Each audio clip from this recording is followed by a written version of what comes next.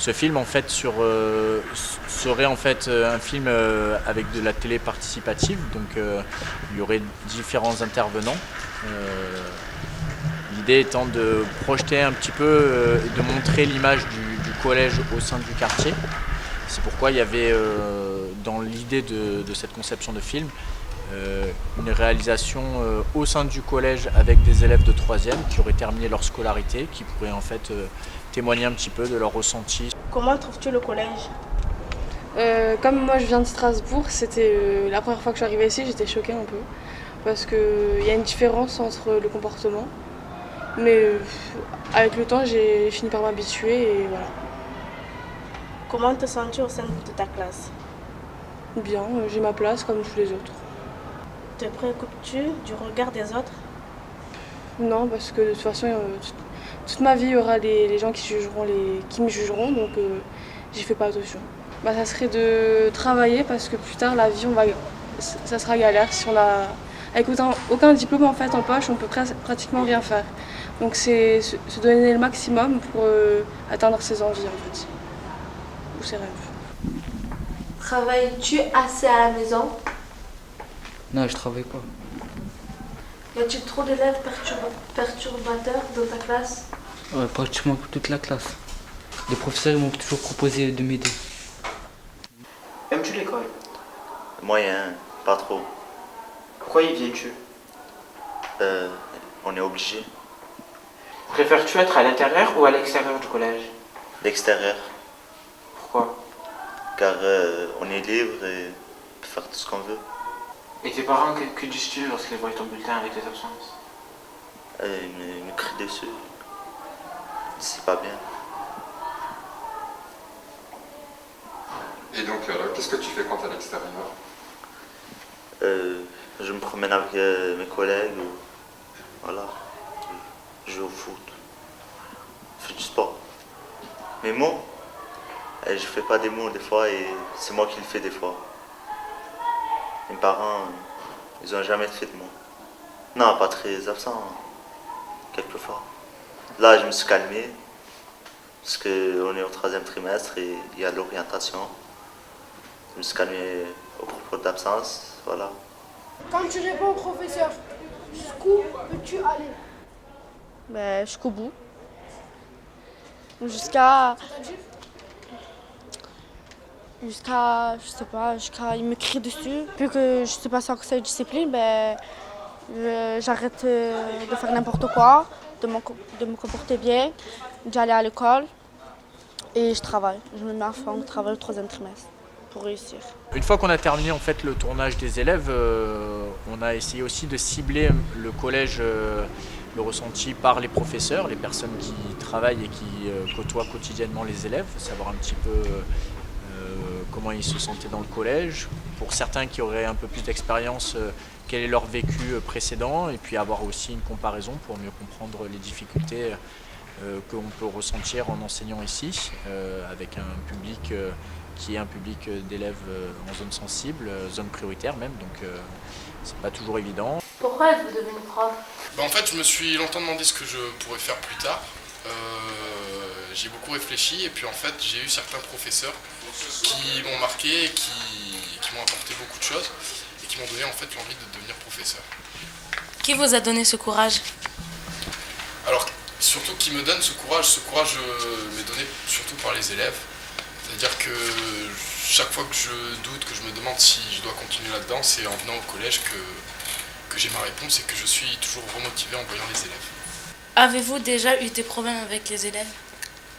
Oui, j'ai déjà rencontré souvent des problèmes avec les élèves. Lesquels et comment vous en êtes-vous sortis? Alors lesquels? Il y en a beaucoup, il y en a eu de plusieurs sortes. J'ai déjà été confronté à des problèmes de violence avec des élèves. J'ai déjà été confronté à des élèves qui traversaient des périodes difficiles, qui avaient besoin de soutien. J'ai déjà eu des élèves qui refusaient de se mettre au travail. Et la plupart du temps, je les ai réglés en discutant, en me mettant d'accord avec eux, en m'appuyant sur l'équipe et les gens qui avaient autour de moi. Avez-vous déjà eu des problèmes avec des élèves? Des problèmes, on en a toujours avec les élèves plus ou moins graves, plus en début de carrière que là maintenant, au bout de 5 ans, maintenant je connais l'établissement, je connais les élèves, j'ai mes méthodes, mais il y a toujours des problèmes avec les élèves, plus ou moins graves. On est là aussi pour ça. Comment vous allez vous sortir? En parlant, en utilisant l'humour, en étant à l'écoute, puis en étant généreux. Les élèves, ils voient quand quelqu'un s'investit, quand quelqu'un est concerné. Et généralement, ça permet de faire passer les choses beaucoup mieux. Aimez-vous faire des blagues aux élèves? Ouais, j'adore faire des blagues aux élèves. Je trouve ça très rigolo. Pour moi, travailler dans la bonne humeur, ça permet de travailler mieux. Et ça permet surtout de dédramatiser les choses. Utiliser l'humour, ça évite souvent de rentrer en conflit avec un élève. Je trouve que l'humour est une arme, surtout dans ce genre d'établissement. Est-ce plus dur de travailler dans ce collège que dans un autre collège ou dans un autre établissement? Ouais, clairement c'est plus dur parce qu'on a des élèves qui sont plus durs, parce que la situation des élèves est plus dure, le quartier est plus dur. Oui, à tous les niveaux c'est plus dur, mais c'est beaucoup plus enrichissant aussi. Donc en fait, on retrouve, on y retrouve notre compte finalement. Quel est le niveau des élèves dans ce collège? Il est mauvais. Malheureusement, il est très faible pour plein de raisons sociales, économiques, enfin pour plein de raisons il est faible, mais c'est ce qui fait tout l'intérêt de travailler ici, c'est justement qu'il y a beaucoup à faire. Qu'avez-vous ressenti en arrivant au collège Belle de Mai? Beaucoup de mal-être envers les enfants, ils n'étaient pas bien dans leur peau, parce que justement beaucoup d'adultes ne voulaient plus les entendre, car au début ils faisaient certaines bêtises, et après quand ils ne faisaient plus de bêtises, plus personne ne les croyait. Donc on les mettait dans un coin, on les mettait à part. Et ces enfants-là, voilà, c'est eux que j'ai envie de sauver. Et puis finalement, il y en a 522 dans le collège Belle de Mai, il y a 522 élèves à sauver. Quoi consiste votre travail? Mon travail consiste à être comme une grande sœur quelque part, à leur redonner confiance en eux, à les écouter, à ce qu'ils ne traînent pas dans la rue, à ne pas les surveiller parce que je suis ni surveillante ni policière, à faire de la prévention. Ah, les riverains, au début, quand on est arrivé, ils étaient remontés contre les enfants, ils appelaient la police, ils voulaient porter plainte, donc on allait les voir. En l'occurrence, moi, je suis allée les voir pour leur dire que c'est pas comme ça que ça fonctionnait. Au plus, ils allaient appeler la police et faire de la régression, et au plus, les élèves, les enfants à l'extérieur, allaient dégrader leur bâtiment. Donc, on a fait une espèce de charte d'un contrat qui n'appelait plus la police, que nous, les médiateurs, on prenait en charge ces enfants-là, et que normalement, il ne devrait plus y avoir de soucis. Et c'est ce qui est arrivé. Les riverains de Belle de Mai, la rue Ciré, ouvrent les volets, ouvrent les fenêtres, sortent, ce qu'ils ne faisaient pas au début, parce que les élèves les respectent énormément. Et même les enfants de Belle de Mai, maintenant, leur prennent les commissions et leur montent jusqu'à la maison. Donc je trouve que c'est un très très très grand pas, même un énorme pas. Voilà. Avez-vous déjà eu un ou plusieurs problèmes avec des élèves du collège? Alors, avec les élèves du collège Belle de Mai, je n'ai jamais eu de problème, personnellement. Certains commerçants en ont eu. Ce serait bien si ça pouvait mieux s'intégrer dans la vie du quartier. Voilà, mais ça, c'est à vous de faire tous ces efforts-là. Vous voulez qu'on vous respecte, respectez les autres et respectez-vous vous-même. Parce qu'il y a des fois où vous avez envie qu'on vous considère comme des adultes et des fois vous avez bien envie de rester dans le monde des enfants. Alors, vous êtes adulte, assumez-vous, comportez-vous comme des adultes. On a aussi donc fait appel à des parents d'élèves puisque ce sont des acteurs déterminants dans la vie du collège. Bonjour, je suis Madame Habib, parent d'élèves au collège Belle de Mai. J'ai mon enfant qui est en 4e. Avez-vous eu peur d'inscrire vos enfants au collège? J'ai eu des doutes, je me suis posé beaucoup de questions, j'ai hésité et puis pour finir j'ai pris la décision d'inscrire ma fille et prochainement mon garçon parce que ça se passe peut-être comme c'est en fait peut-être ailleurs c'est aussi bien ou je ne vois pas de différence énorme entre les collèges. Travailles-tu assez à la maison? Comme je dis, je suis pas assez sérieux, je préfère m'amuser avec mes collègues et jouer au foot et aller à la plage que faire mes devoirs, je vais être honnête. Arrives-tu à suivre en cours? Ben oui, si j'écoute, j'ai les capacités pour suivre quand même, mais voilà, c'est à force de de ne pas faire ses devoirs et de ça, on a du retard après. Y a-t-il trop d'élèves perturbateurs dans ta classe? Non, j'en fais partie par exemple des élèves perturbateurs. Donc si je disais qu'il y a des élèves perturbateurs dans ma classe, je mentirais. Penses-tu que les professeurs n'expliquent pas assez ou vont trop vite pour que tu comprennes? Non, ils expliquent assez, mais c'est à force de ne pas écouter qu'on comprend pas et on redemande et ils nous réexpliquent, mais on n'écoute pas, donc on accumule à chaque fois du retard. Avez-vous déjà eu des problèmes avec les élèves? Des problèmes avec des élèves, régulièrement, des affrontements, des désaccords et des actes de la part de certains élèves qui m'obligent moi à remettre les choses à leur place et à user de mon autorité et à crier ou voilà, que je dois exclure. Des problèmes plus graves, je me suis jamais fait agresser. Je crois que j'ai un élève un jour qui peut-être qui m'a traité de grosse merde. Ou peut-être mon cours. Donc voilà, ça se règle. Je crois que c'est le moyen aussi de se remettre en cause à un moment donné. C'est un pétage de plomb de la part d'un élève qui à un moment donné a accumulé tellement de stress et de pression qu'il suffit d'un mot de notre part pour qu'il pète les plombs et ça peut se régler. Voilà, en l'occurrence, cet événement s'était réglé en une semaine avec l'élève, qui s'était excusé et puis il n'y a pas eu de suite à ça. J'ai pas particulièrement de problèmes relationnels avec les élèves, simplement certains qui sont pas aptes à suivre des cours normalement et qui perturbent et qui m'empêchent moi de faire mon cours. À ce moment-là, je vais tout simplement les exclure de mon cours. Voilà. Vous aimez ce collège? Oui, on s'y attache. Voilà, ça fait 4 ans que j'y suis. Je crois que j'ai eu envie de démissionner plusieurs fois. La première année, la deuxième année, la troisième année. Je crois que c'est la première fois que j'ai pas envie de démissionner. Mais en même temps, voilà, j'aime ce que je fais. Il y a des moments qui sont extrêmement difficiles et ça, je peux pas le nier.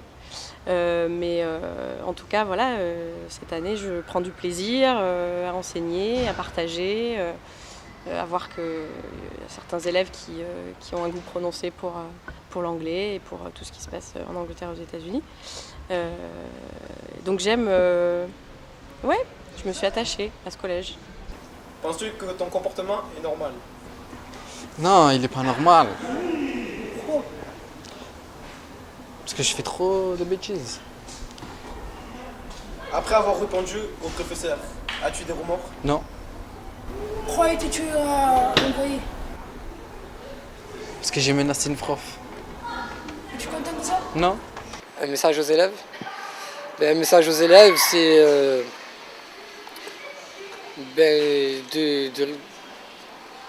d'éviter de se faire remarquer par son comportement à l'extérieur comme à l'intérieur de l'établissement.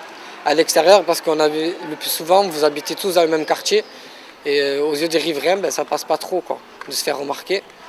Et on est tout de suite catalogué.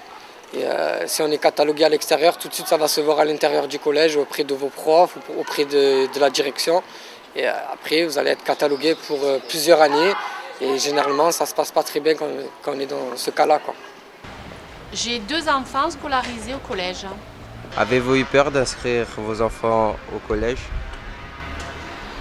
Il y a eu beaucoup de discussions au sein de la famille, avec l'école élémentaire aussi, puisqu'on a créé des groupes de parole en lien avec la Maison pour tous. On a demandé à des parents d'élèves qui étaient sur le collège déjà de venir nous raconter un petit peu. Et après, ça a été un peu une décision au sein de la famille, avec l'avis des enfants, bien entendu. Et donc, on a dit oui. Êtes-vous content de la scolarité de vos enfants? Nous sommes très contents de la scolarité de nos enfants. Ils sont très épanouis au sein de leur établissement. Trouvez-vous que l'encadrement au sein du collège est suffisant? Alors l'encadrement au niveau des profs, oui, mais il me semble que s'il y avait un peu plus d'acteurs au niveau de la vie, la vie scolaire, c'est-à-dire un peu plus de médiateurs, un peu plus de surveillants, pour moi, ça serait mieux. Arrivez-vous à discuter avec beaucoup de parents? Alors au niveau de l'association de parents d'élèves, c'est notre point faible.